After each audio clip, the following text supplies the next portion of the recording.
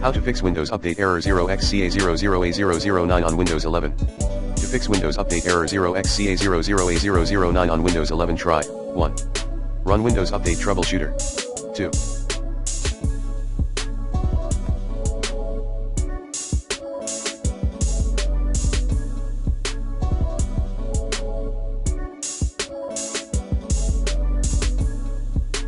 Delete software distribution and Catra 2 folder.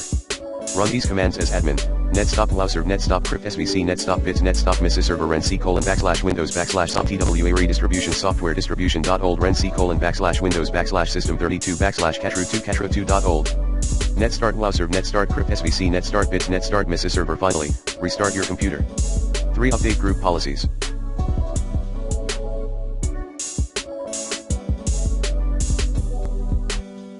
Run update/force command as admin.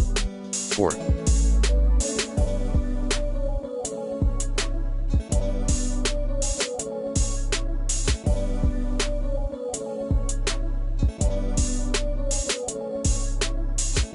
Run SFC scan as administration. 5.